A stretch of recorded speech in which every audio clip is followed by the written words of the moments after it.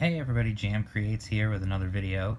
Today I'm just going to talk a little bit more about something that you may have seen if you saw one of my other videos about Comic-Con.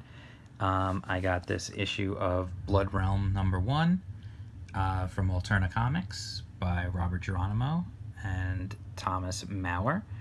Robert Geronimo did the writing and the art, and Thomas Maurer, I believe, did the lettering. This is part 1 of a 3-issue limited series. And yes, it was autographed. I got it autographed at Comic-Con where I met Robert Geronimo. He was a cool dude. He autographed the book for me, and I finally got to get it because my comic book shop was sold out.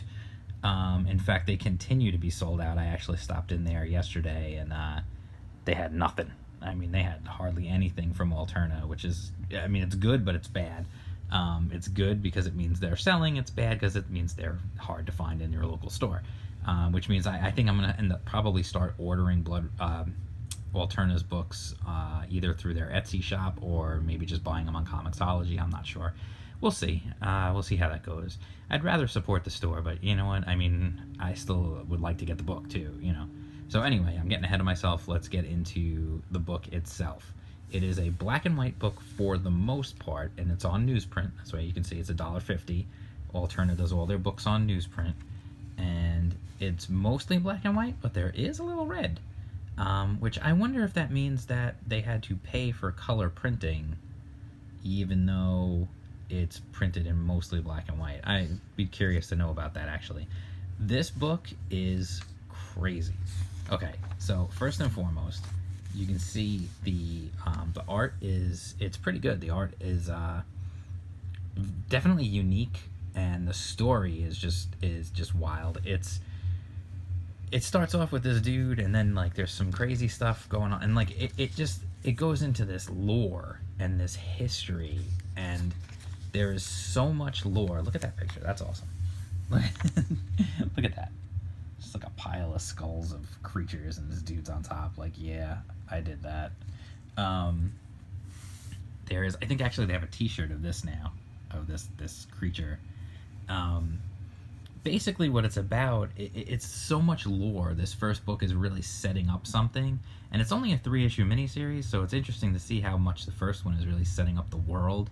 Something tells me that these guys have something planned even beyond this first series, only because they have built up so much lore and so much in the world. It really is pretty incredible. Like, they've built up just this whole history of these giant creatures that have blood that they use to save this princess who was ill, and then she has a baby, and the baby eats it's a whole crazy thing. And there's these different races of beings. There's like these goat people, and these sisters who can't speak are the only ones left to try and save humanity from this guy, General Gorn, and his army of goat people. Like, it's just wild stuff. Like, you know, it's funny because the art reminds me almost of like things that you would see like ancient art. You know, when you see like old like paintings of, not cave paintings obviously, but like ancient paintings of ancient civilizations where they're talking about their gods or their heroes or their generals or whatever it might be. It just reminds me of that kind of stuff, and it's really, I mean, it's pretty messed up. Like, I mean, it's just really crazy. Like, there's creatures and all these things, and this queen who's melting on her throne, and I gotta be careful. I don't want to show you too much stuff, so you know, I don't want to get a copyright strike or anything.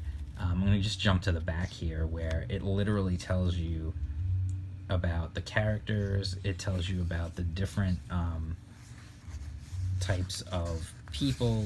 It tells you about, like, these are about the different, like, kingdoms and the different things. Like, there's these knights that we haven't seen anything of them yet. So I'll be interested to see, like, what we see of them. And then here you can see, like, a whole map. This is the lands of the entire kingdom, of the entire world here, and there's so much here. It really, that's why I said it really makes me think like they are going to do more with this beyond just this one series. Now we'll see. We'll see how this series ends. After 3 issues, we'll see where the story goes and where it ends up. Essentially, they set up in this first issue a rescue mission, and